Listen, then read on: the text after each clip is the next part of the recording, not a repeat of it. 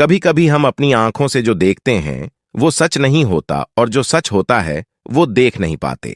क्या करें जनाब, ये दुनिया गोल जो है, आप में से कई लोगों को ये लगता होगा कि उनकी आंखें कभी किसी चीज को लेकर धोखा नहीं खा सकती, लेकिन इसके बावजूद कुछ चीजें ऐसी होती हैं जो हमें एक बार नहीं बल्कि कई बार सोचने पर मजबूर कर देती हैं। एक ऐसा सच्चा वाकया जो लड़की ने खुद अपने माँ बाप के बारे में बयान किया। मेरे अब्बा का बिरयानी का ठेला था। वह एक बड़ी देग में बिरयानी पकाकर ले जाते और वह आधे घंटे में ही बिक जाती थी, क्योंकि वह बहुत मशहूर थी। मगर हैरत की बात यह थी कि हमने आज तक बिरयानी खाई तक न थी, और अब्बा से कोई खूबसूरत औरत अगर बिरयानी लेने आती तो अब्बा एक शॉपर में डालकर उन्हें मुफ्त पकड़ा देते, और जब बची हुई बिरयानी घर लेकर आते तो अम्मा को सख्ती से मना कर देते कि ख्याल करना कोई घर की लड़की ये चावल ना खा ले। एक रात बहुत भूख से आंख खुली तो फ्रीज से निकालकर मैंने बिरयानी खा ली, लेकिन अगले लम्हे ही मैं जमीन पर गिरकर बेहोश हो गई।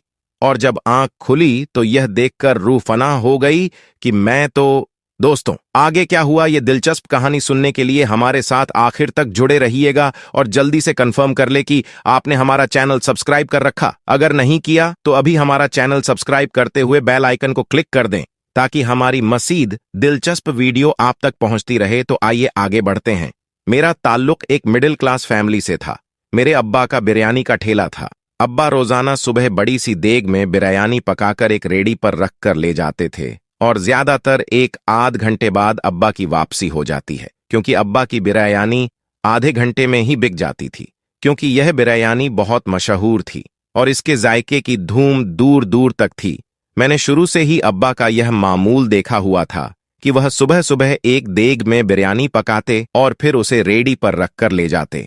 मैंने कभी इस चीज पर गौर नहीं किया था, क्योंकि यह सब कुछ मैं बचपन से देखती रही थी। एक दिन जब मैं कॉलेज से वापस घर गई तो घर में खाना नहीं पका था। मैंने अम्मा से कहा, खाना नहीं है तो मुझे बिरयानी ही डाल दें, मुझे बहुत भूख लगी है। और उस दिन मैंने सोचा कि मैंने आज तक अब्बा की देग की बिरयानी तो खाई नहीं है, क्योंकि जब भी मैं बिरयानी को कहती अब्बा घर में खुद बनाकर देते, और वाकई ही बहुत मजे की होती थी। मैंने कभी गौर ही नहीं किया कि जो देग अब्बा बेचने के लिए बनाकर लेकर जाते हैं उससे कभी भी हमारे घर में बिरयानी नहीं खाई गई। मुझे इसकी वजह का इल्म तो नहीं था, लेकिन जब अम्मा ने मना किया कि वह बिरयानी तुम नहीं खा सकती, मैं तुम्हें कुछ और बना देती हूं, तो मुझे बड़ी हैरत हुई कि वह बिरयानी जो पूरा शहर खाता है वह मैं क्यों नहीं खा सकती, या वह हमारे घर में क्यों नहीं खाई जा सकती। यही सवाल जब मैंने अम्मा से किया तो माँ ने मुझे डांट कर चुप करवा दिया। मुझे डांटते हुए कहा कि वह तो ठंडी हो गई है, बासी हो गई है, तुम रहने दो, मैं तुम्हें ताज़ा कुछ बना देती हूँ।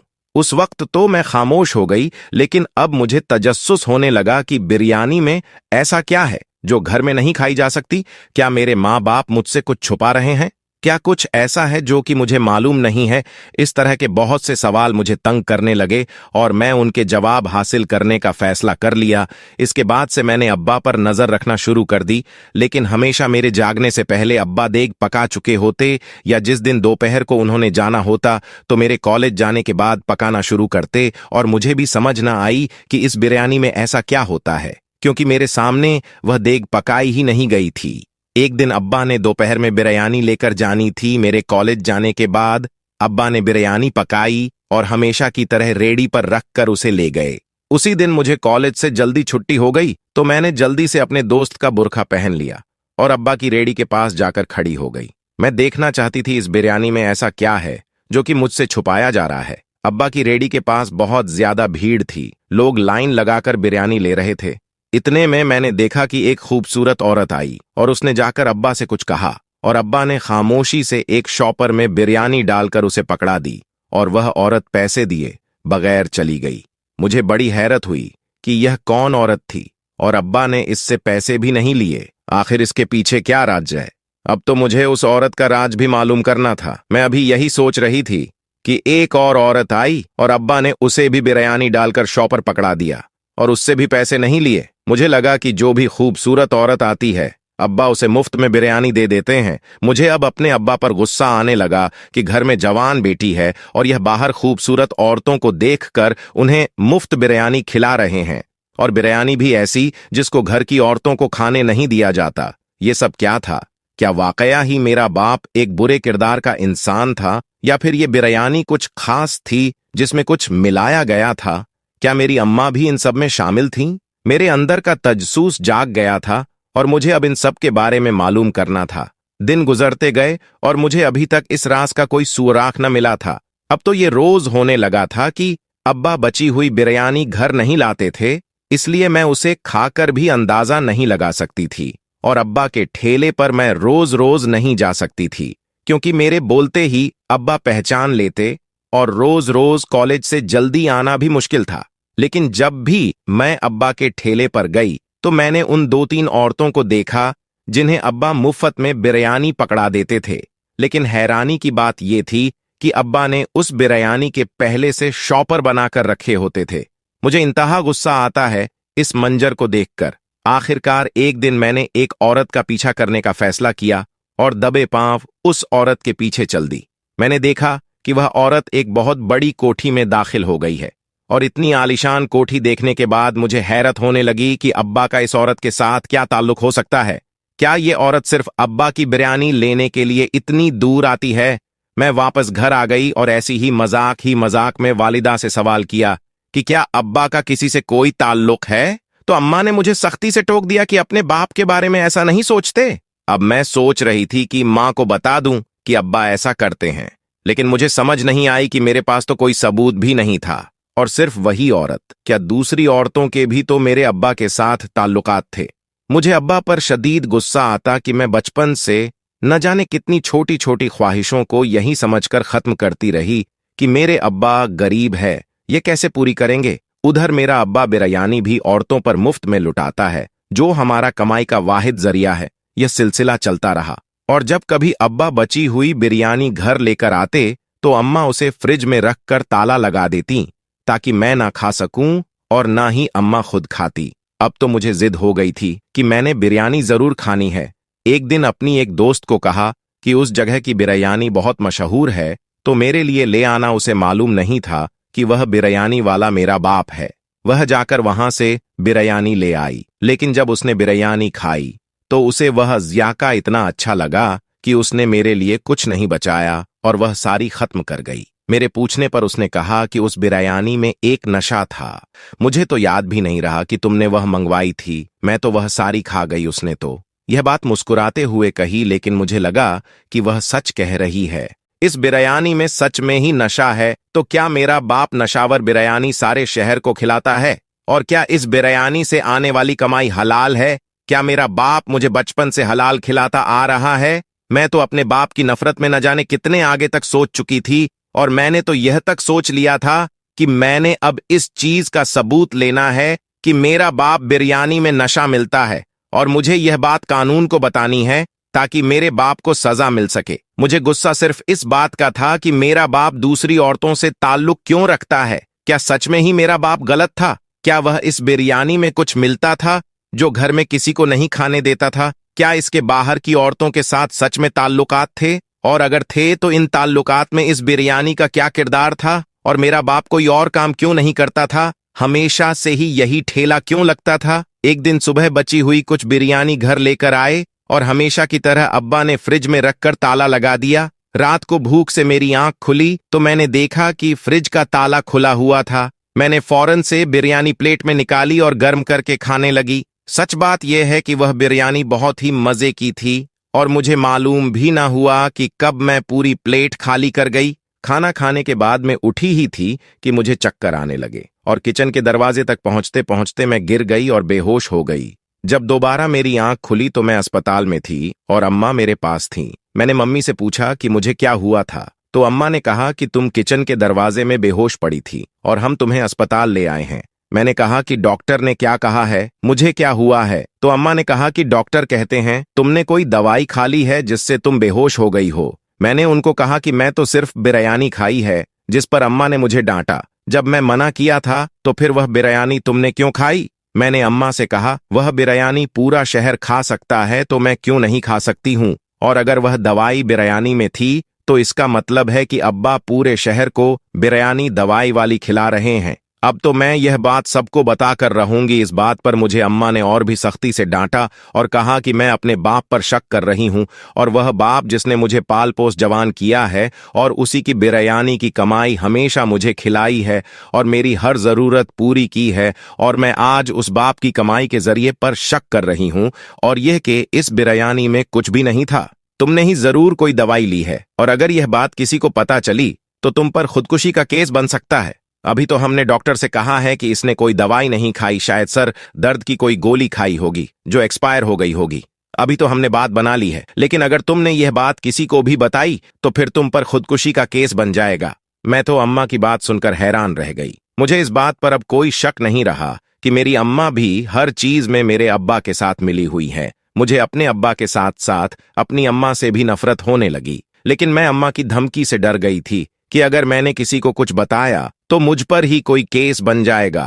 कुछ दिनों बाद मैं मुकम्मल तौर पर ठीक हो गई, लेकिन अपनी अम्मा और बाप की तरफ से मेरे दिल में नफरत आ गई थी और मैं चाहती थी कि अब तो इस बिरयानी का राज मालूम करके ही रहूंगी। मैंने छुपकर अपने अम्मा और अब्बा को देखना शुरू कर दिया। वह जब भी बिरयानी पकाते तो ऐसा कुछ भी नहीं डालते थे जो कुछ अलग हो, लेकिन अगर वह उस वक्त कुछ नहीं डालते तो फिर बिरयानी में दवाई कहां से आती थी जिसने मुझे फौरन बेहोश कर दिया था। और सबसे बड़ी हैरत की बात यह है कि मैं तो बिरयानी खाते ही बेहोश हो गई थी, तो क्या बाकी लोगों को कुछ नहीं होता? और अगर लोगों को कुछ होता है तो वह रोजाना क्यों बिरयानी लेने आते हैं? ऐसे बहुत से सवालात थे जिनके जवाब मुझे नहीं मिल रहे थे। मैंने आखिरकार उस औरत से मिलने का फैसला कर लिया, क्योंकि उसका घर मैंने देखा था। एक दिन मैं अपने दोस्त के घर का बहाना करके उस औरत के घर चली गई। बेल देने पर एक मुलाजिम ने दरवाजा खोला। मुझे तो यह भी मालूम नहीं था कि उस औरत का नाम क्या था, इसलिए मैंने कहा कि मुझे इस घर की मालकिन से मिलना है।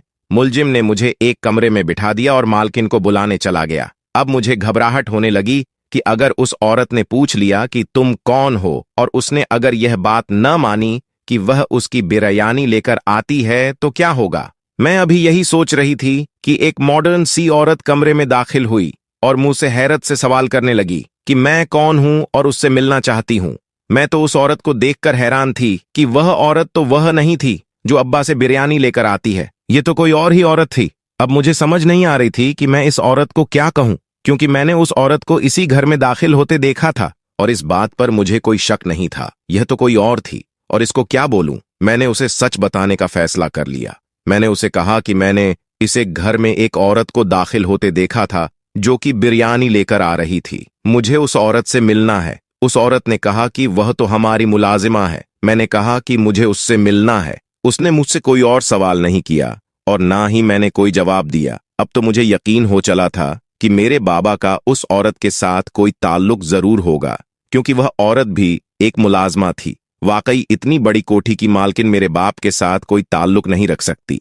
मेरी दरख्वास्त करने पर उस मालकिन ने मुझे उस औरत से मिलने की इजाजत दे दी। मैं राज जानने के सिर्फ एक कदम दूर थी और धड़कन बहुत तेज हो रही थी। आज मैं अपने बाप का राज जान लूंगी और अपने बाप की हाथ की पकाई हुई इस बिरयानी का भी राज जान लूंगी। मैं खामोशी से उसका इंतजार करने लगी। वह औरत कमरे में आई तो मैंने उससे सवाल किया कि वह रोजाना बिरयानी क्यों लेकर आती है। वह हैरत मुझसे पूछने लगी कि मुझे इस बात से क्या लेना देना है, मैं बिरयानी लेकर आऊं या ना लेकर आऊं। तो मैंने उसको बताया कि मैं उस बिरयानी वाले ठेले के मालिक की बेटी हूं और उस बिरयानी का राज जानना चाहती हूं जो रोजाना तुम लेकर आती हो। उसने खामोशी से मेरी मुकम्मल बात सुनी और मुझे अपने पीछे आने के लिए कहा। मैं उसके पीछे कमरे में दाखिल हुई तो मैंने देखा कि उस कमरे में एक औरत बैठी है जो कि बुजुर्ग है और ऐसी हरकतें कर रही हैं जैसे उसका दिमाग ही तवासन ठीक नहीं है। मैंने उससे पूछा कि यह कौन है और तुम मुझे यहां क्यों लेकर आई हो।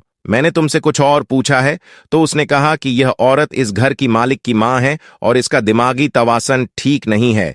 मैं इसकी खिदमत के लिए यहां हूं और तुम्हारा बाप जो बिरयानी पकाता है वह इस औरत को बहुत ज्यादा पसंद है और वाहिद वह चीज है जो यह बगैर किसी सवाल जवाब के खा लेती है। इसके अलावा यह औरत दवाई तक नहीं लेती, इसलिए मैं रोजाना तुम्हारे बाप से बिरयानी लेकर आती हूं और इसी बिरयानी में दवाई डालकर इस औरत को खिला देती हूं और तुम कह रही हो हो कि मेरा बाप तुमसे मिलने क्यों आता है, तो तुम्हारा बाप इस औरत को देखने आता है और मेरे से दवाई लेकर जाता है, जो कि वह गरम गरम बिरयानी में डाल देता है, जिससे उसका जायका खत्म हो जाता है, और मैं वह बिरयानी लेकर इस बुजुर्ग औरत को खिला देती हूँ। और रोजाना पैसे देने की जहां तक बात है, तो मैं रोज बिरयानी लेकर आती हूँ, इसलिए महीने बाद ही पैसे देती हूँ। तुम इतने असीम बाप की बेटी होकर अपने बाबा पर शक कर रही हो कि तुम्हारा बाप गलत है या वह नशा डालकर लोगों को खिला रहा है। उसकी बातें सुनकर मुझे खुद पर शर्मिंदगी होने लगी कि मैं अपने बाप को गलत समझ रही थी, लेकिन अभी भी बहुत से सवाल बाकी थे। वह औरतें अभी बाकी थीं जो मेरे बाप से बिरयानी लेकर जाती थीं। तो क्या मेरा बाप सारे शहर के लोगों को बिरयानी में दवाई डालकर खिलाता था? और अगर ऐसा नहीं था तो घर में मौजूद बिरयानी में कौन सी दवाई थी जो मैंने खा ली, और वह बिरयानी बाप घर क्यों लेकर आया था? अभी यह सवाल बाकी थे। अब मेरे पास एक ही रास्ता था, वह यह कि मैं सीधा सीधा अपने बाप से ही सवाल कर लूं। मैं वापस घर गई और सारे सवाल अपने बाप के सामने रख दिए।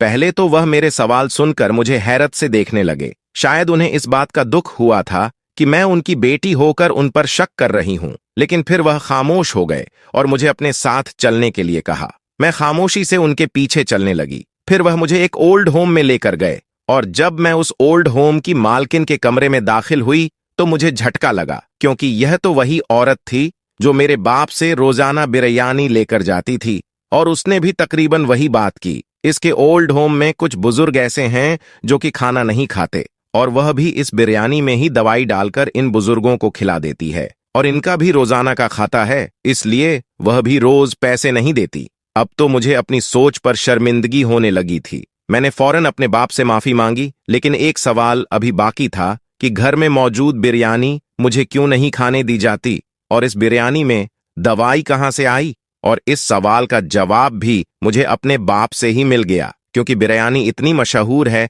कि वह कभी बची नहीं। और वह बिरयानी जो वह घर लेकर आते हैं, कभी कभी वह बिरयानी ओल्ड होम वाली होती है जो ये औरत नहीं लेकर जाती। और इस बिरयानी में क्योंकि दवाई मिक्स होती है, इसलिए दूसरे दिन इस बंदे को दे दी जाती है जिसके लिए बनाई जाती है। वह बिरयानी जो मैंने गलती से उस रात को खा ली थी, उस कोठी वाली औरत के लिए बनाई गई थी। अब तो मुझे समझ नहीं आ रही थी कि मैं अपने बाप से माफी कैसे मांगूं।